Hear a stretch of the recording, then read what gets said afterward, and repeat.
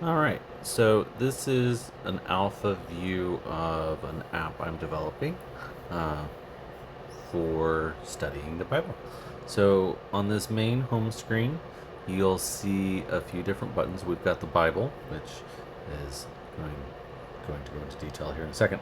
But then there's a fellowship button, a church button, a wayfinder is what it's called, more just like a study guide type of thing, and then an archive. And then there's also a settings button down there on the bottom left. All the artwork I generated myself.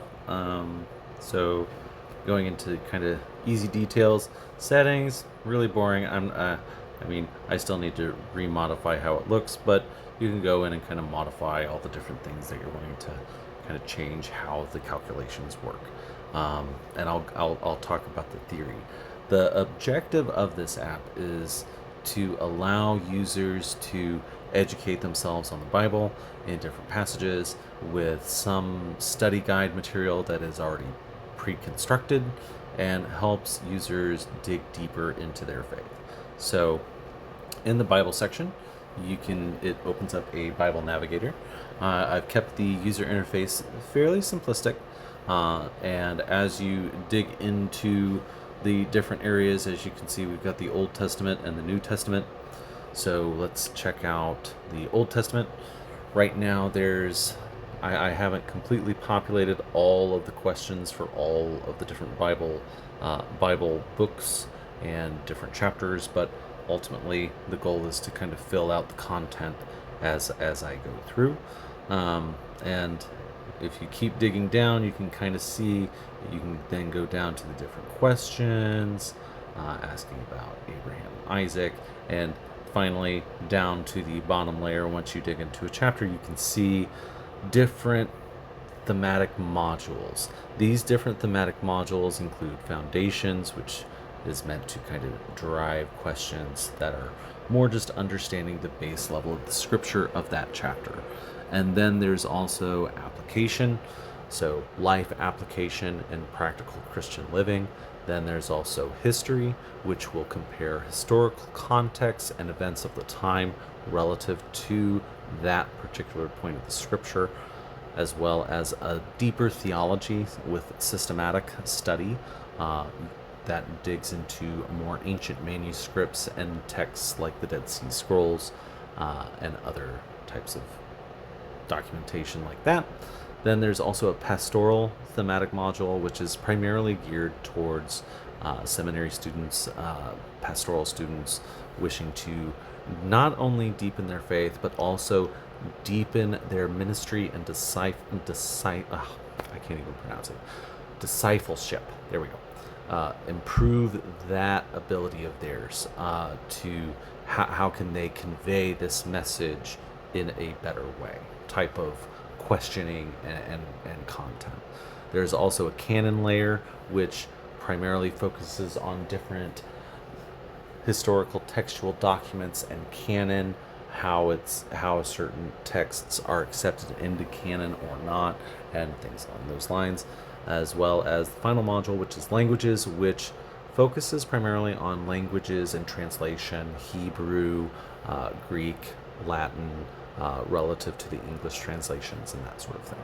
And so you can dive into a lot of these and kind of see some of the questions that they'll ask. How does the story of Abraham and Isaac contribute to the understanding of atonement in Christian theology? It offers 4 different options where you can kind of select the option, and it'll even provide a deeper insight if you miss the question, and provides a deep educational insight for understanding that particular question and how to improve your knowledge of it moving forward. There's still some errors, as you can see, just popped up down at the bottom. I still need to kind of go through and do some debugging. On this main screen, I've kept it primarily simplistic, but there's some different things with the developer curation. You can ignore that. I need to get rid of that.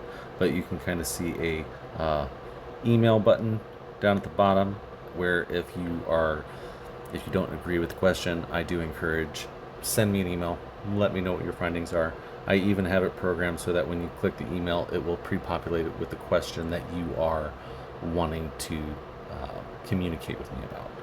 There's also a little timer button that allows you to set a study timer for yourself, so that way you can kind of keep track all within the app. That way you don't have to kind of manage multiple different things. And then you can also even change how you want your session to go. If you want it to just go until you're tired of it, you can turn on the infinity symbol and it'll keep asking you questions and going about it that way. You can start over. If you go and you dig deeper in, you can even open up the scripture viewer. In the scripture viewer, you can see it'll have the entire chapter in the verses. It'll break them down into individual. This is chapters 1 and 2 of creation, sorry. So this one has both of the chapters in the English.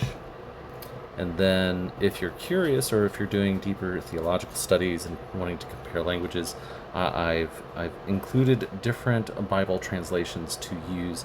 The basis I've used for much of this initial development work has been the King James Version in English, which may not be everyone's bag of tea, but I've also included other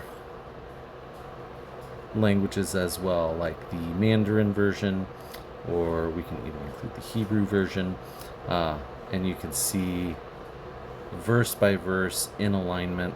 There is still some post-processing I need to do, because you shouldn't see the word big and end tag big in there. That's not right. But just ignore that bit. And then different settings, you can change the font size and the line spacing if you would like, and then kind of go about it that way.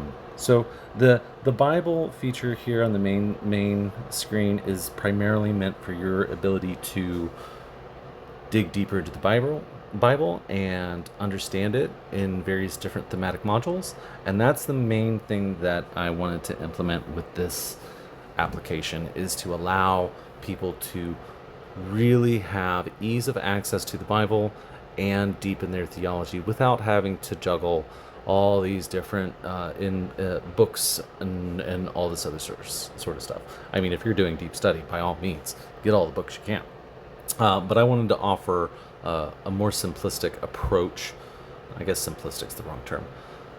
Ease of use, accessibility, a more accessible approach. And in order to do that, I wanted to do the Bible first. I've created a wayfinder. I am not happy with the layout on this one, but this way folks can just jump right in, and if they want to have a preset, I want to do it all, they can go complete mastery, or they can select, oh, my dogs are making noises in the background, okay.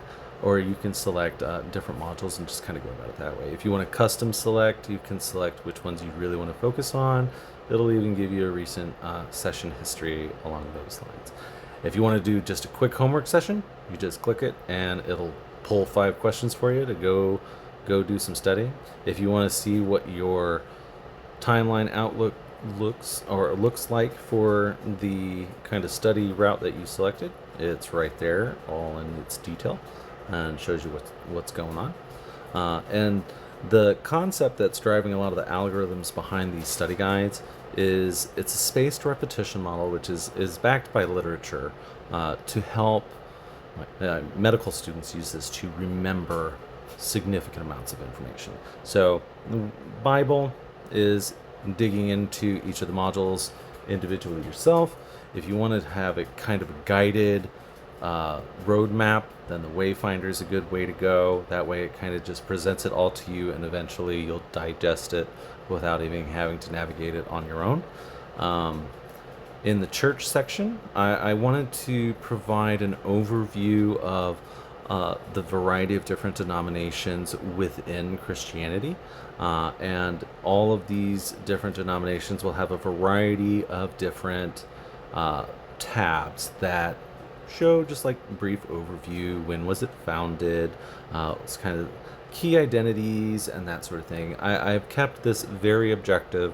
I didn't really have a knowledgeable understanding of the denominations, and in order to help others, I figured this would be a good way of doing that. I still need to go through and do a little bit of content generation and curation to ensure all of the denominations are being treated equally. And because I don't want to upset anyone, I have left a note in here. Please, by all means, if something doesn't look good, send me an email. I am happy to work on that. There's also a fellowship button right above the church, and this is a connect with your community feature. And it doesn't share data, it doesn't use Wi-Fi, it doesn't record or send anything to me. What this allows users to do is, even if they want to do a one-to-one study group and see, hey, I'm curious kind of how I'm doing. I don't have a good image. I'm gonna have to do that in another video. But you can share a QR code, and you can see how someone else is doing on the study, where their strengths are on which verses, where their weaknesses are on which verses, which books, sort of aggregated data analytics. Now, where this feature really becomes powerful is if a pastor provides a QR code and a device, and he's doing a large group of his congregants, he can have them all voluntarily submit or scan that QR code, and it will automatically send anonymous data to the pastor, and it will automatically aggregate all of that data amongst the entire congregation of the users who send or scan that QR code.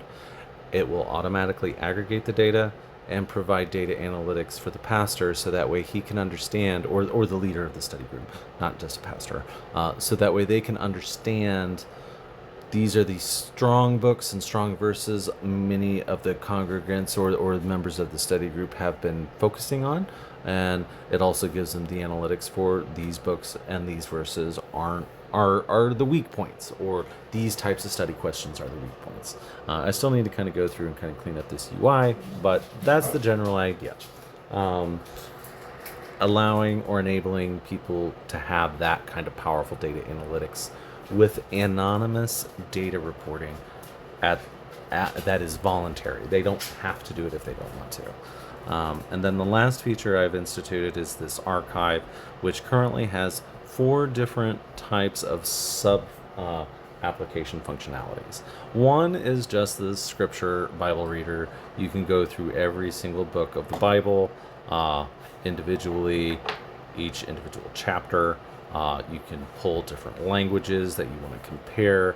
You can change font and all the sort of fun stuff, and just read the Bible straight. I'm actually thinking of integrating that a little bit better on the main viewer, but here it is. And then there's a full questions database. I'm not going to tap it because I still need to clean all that up. But it all the questions that I've generated relative to each verse and each thematic module is all look up. You can look it all up in that database. You can see how I constructed the questions. You can see how I constructed the explanations, which references I've used, which distractors I've created for that question, and what the correct answer is that I chose for that question.